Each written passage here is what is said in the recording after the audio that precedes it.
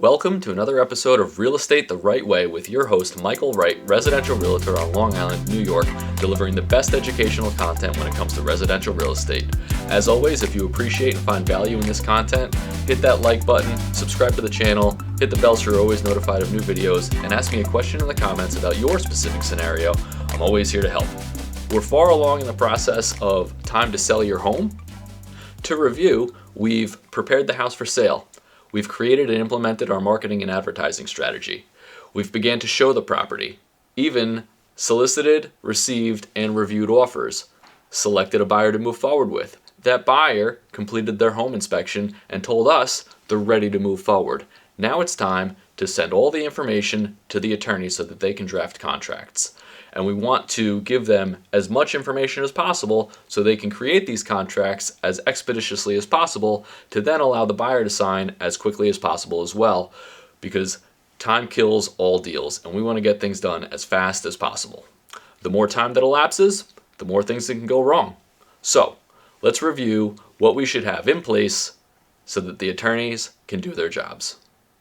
You'd think actually we would start with the details of the offer, and while that is critical, it's kind of the meat of the contract, there's a lot of other things that we should be aware of before we even list the property publicly for sale. And that starts with COs. Does a house or does a seller need COs or closed permits in Nassau County to sell their house? Or does a buyer need to buy a house that has all of its COs or closed permits in place? Well, the answer is it depends on who you ask.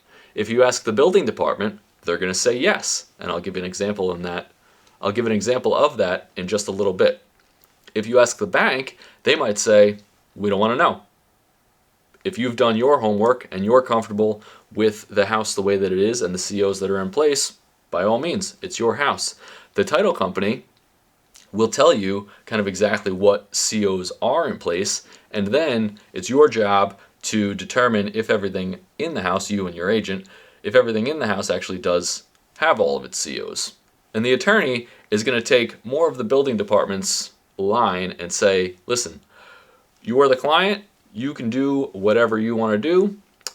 I'm here to advise you to follow the letter of the law, and the letter of the law says that everything should have its CO, so I'm advising you that everything should have its CO. If you want to go against my advice, you're doing so willingly and knowingly. And I think this is a good time to dive into an example of what happens in reality, right? So there's the way the law is written, but that's not always how it's practiced in real life, in every day. And when I'm working with buyers or even sellers and we're going over kind of CO concerns or CO issues or just COs in general, I compare COs to speed limits. So let's use a finished basement and the Long Island Expressway as the example. So if you're driving down the Long Island Expressway, which the speed limit's 55, and you pull over and you ask a police officer, can I do 56 miles an hour? They're going to say, absolutely not. The speed limit is 55. You need to do a maximum of 55 miles per hour or less. And if you go to the building department and say, hey, building department, I'd like to finish my basement. Do I need a CO for that? They're going to say, absolutely you do. You're making changes to the structure, and we need to make sure that you're doing it up to today's building code. So yes, you need a CO for a finished basement. Now, the majority of the people that are driving down the LIE are exceeding the speed limit by varying amounts. And the majority of people that have finished their basement on Long Island don't have COs.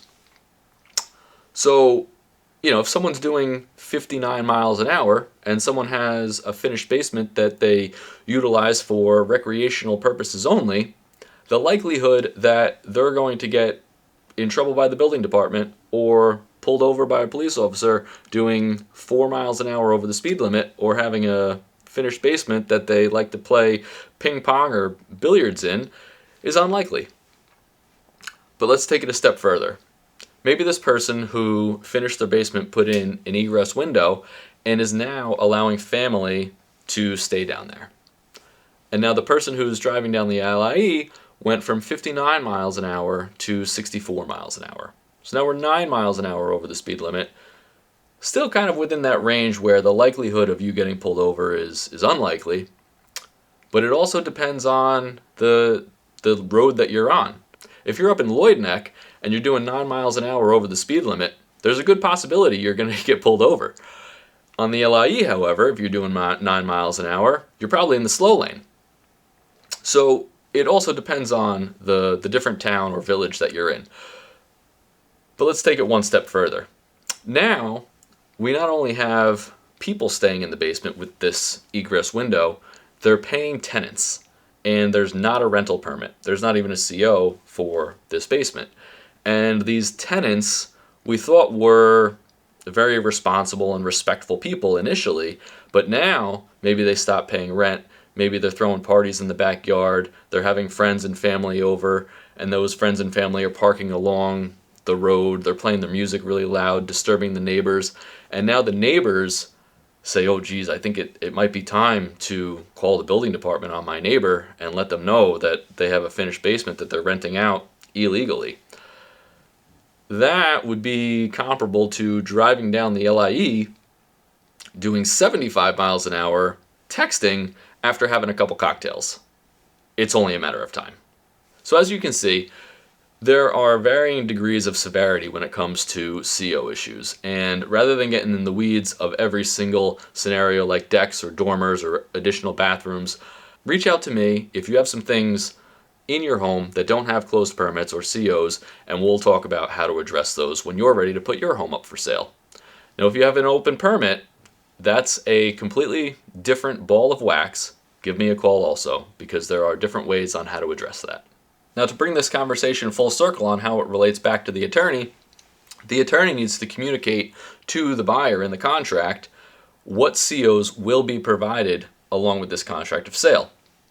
And if the contract says the seller is going to deliver all COs for everything on the property, but let's say there's a central air unit or solar panels that don't have a CO, the buyer could theoretically try to renegotiate this after the fact once they're actually in contract. And that would put then the seller at a disadvantage significantly, because the seller is contractually obligated to provide all COs. The buyer knows that there's not a CO for a minor thing in the house, and this could become a big issue down the line. However, if we address it in the beginning, it's included in the contract, it's communicated clearly to the buyer before they even submitted an offer, and everyone's on the same page, ready to move forward without a renegotiation. The description on a survey is actually way shorter. Attorneys like to have copies of surveys before they send out contracts, so that way they kind of understand what the COs are relevant to, if there's going to be any boundary concerns when it comes to the title report, and it's a thing on their checklist that they like to have. So if you have a copy, get it ready. The attorney is going to want to see it. Moving farther along down the list, let's talk about what to include and what to exclude. And again, this is done before we list the property. We want to communicate to potential buyers what they're receiving when they purchase the home, but also what you may be taking with you to your next property. So things that are typically included in the sale of a home on Long Island, let's start with kitchen appliances. You have your refrigerator, your stove and oven, maybe there's a built-in microwave, dishwasher, maybe a wine fridge if you're lucky, but how about that beer fridge that's in the garage, or the freezer that's in the basement? Maybe there's an outdoor kitchen with some appliances out there. Let's take a look throughout the entire home and figure out what appliances are going to stay and which ones you may want to take with you to your next home. Then there's also the washer and dryer, and a lot of times the washer and dryer will stay. Sometimes sellers like to take them to the next property, but it is a bit of a hassle to move, and you want to make sure that that washer and dryer is going to fit into your next home. So a lot of times, actually, they end up just staying with the house, because maybe the house that you're buying already has a washer and dryer, and those sellers are leaving it there. So typically washers and dryers stay in put as well.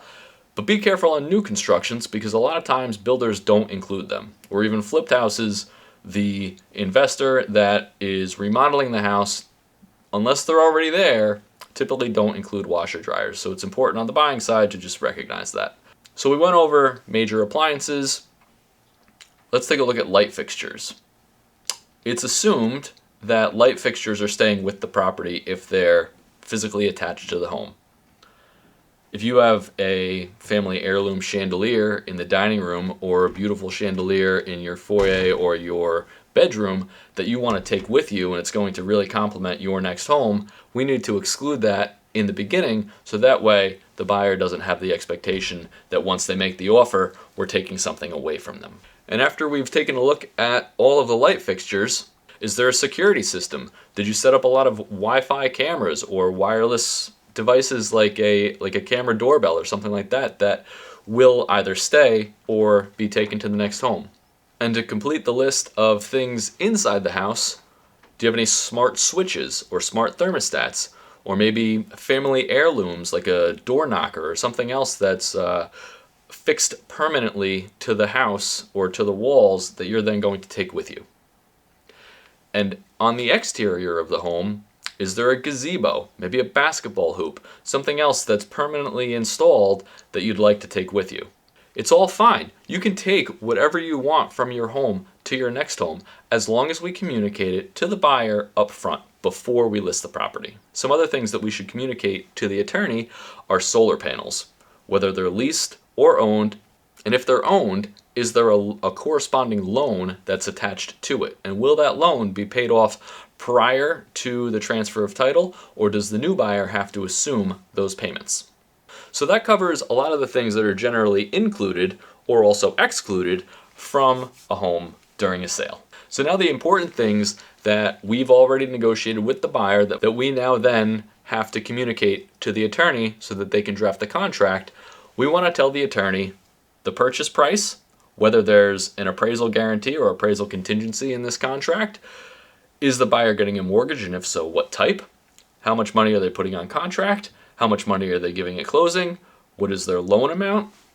What's the closing timeline? What did we agree to in terms of the closing on or about date? We need the buyer's information, their full name and current address. We need also the buyer's attorney information because that's who our attorney is going to be sending contracts to and communicating to through the process. And it's important to mention all of these things are points of negotiation. And having someone who understands everything in a real estate transaction that can be negotiated puts you at an advantage. So it's great that you're watching this video and educating yourself. And hopefully you're working with an agent that understands all of these factors. It's to your benefit and will get you the biggest value when it comes to selling your home. Now, as long as we can communicate all of this to the attorney in a timely fashion, they should be able to get contracts out within the next 24 to 48 hours, which then gives the buyers an opportunity to sign contracts as quickly as possible. Because as we said earlier, the more time that goes on, the more things that can go wrong. So we want to get things done at this point as quickly as possible. Because once the buyers sign and once the sellers sign and the down payment is provided, we're locked into contract and we can get going on the process of transferring the deed to the buyer and having the buyer get qualified for their mortgage and get a clear title. So on our next video, we'll talk about what happens when the sellers sit down to actually sign the contracts. And then once contracts are signed and we have a fully executed agreement, what's the expectation while we're in contract? What do the sellers do? We'll go over that in the next video. Thank you so much for watching. This has been another episode of Real Estate the Right Way with your host, Michael.Wright, residential realtor on Long Island, New York, delivering the best educational content when it comes to residential real estate. And as always, tell me what home means to you, and I'll help you get there.